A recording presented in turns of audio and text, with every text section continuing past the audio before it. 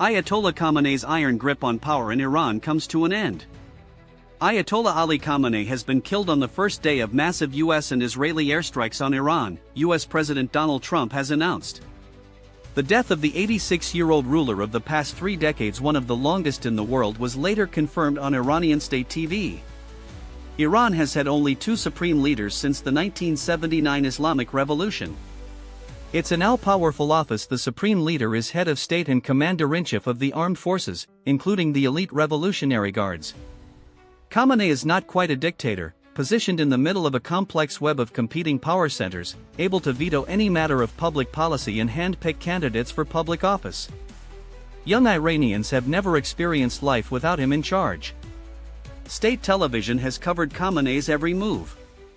His image is plastered on billboards in public spaces and his photograph is ubiquitous in shops. Abroad, successive Iranian presidents have often hogged the limelight. But, at home, it was Khamenei who pulled the strings. His death, in such violent circumstances, heralds a new and uncertain future, both in Iran and the wider region. Ali Khamenei was born in the city of Mashhad, in northeastern Iran, in 1939. The second of 8 children in a religious family, his father was a mid-ranking cleric from the Shia branch of Islam, the dominant sect in Iran. Khamenei would later romanticize his poor but pious childhood, saying he frequently ate nothing but bread and raisins. His education was dominated by the study of the Quran, and he qualified as a cleric by the age of 11. But, in common with many religious leaders of the time, his work was as much political as spiritual. An effective orator, Khamenei joined the critics of the Shah of Iran, the monarch who was eventually overthrown by the Islamic Revolution. For years, he lived underground or festered in jail. He was arrested 6 times by the Shah's secret police, suffering torture and internal exile. After the Islamic Revolution, its leader Ayatollah Ruhollah Khomeini appointed him Friday prayer leader of the capital, Tehran. Every week, his political sermons were broadcast throughout the country.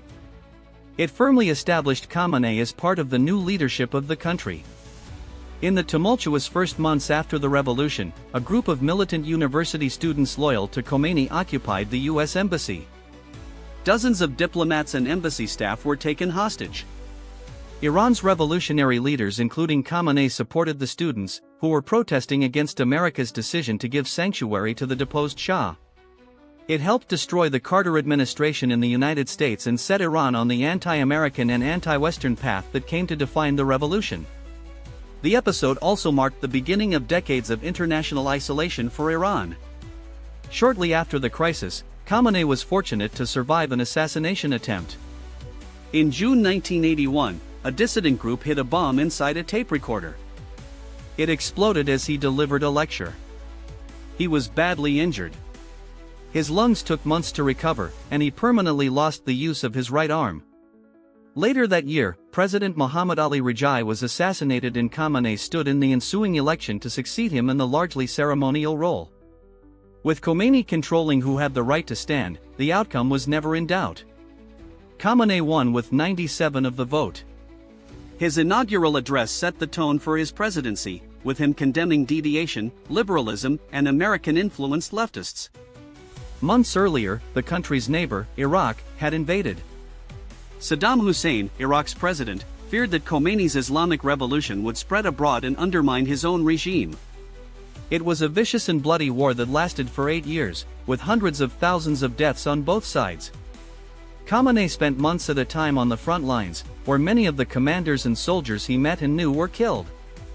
The Iraqi army used chemical weapons against border villages in Iran and bombarded far-flung cities, including the capital, Tehran, with missiles.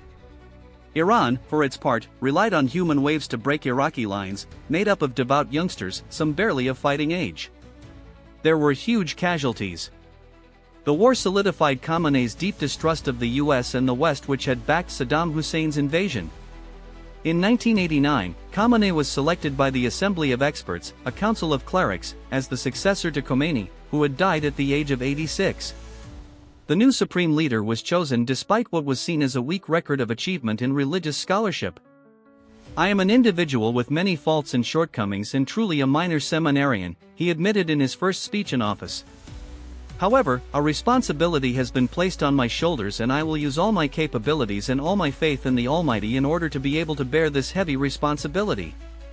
Lacking both the respect of the clergy and Khomeini's personal popularity, the new supreme leader moved cautiously to build his own power base. But, over the next 30 years, Khamenei developed networks of loyalists in every area of the Iranian establishment, including parliament, the judiciary, the police, the media, and the clerical elite. According to Karim Sajidpour, a fellow at the Carnegie Endowment for International Peace in Washington, the supreme leader's power has depended on a tight-knit cartel of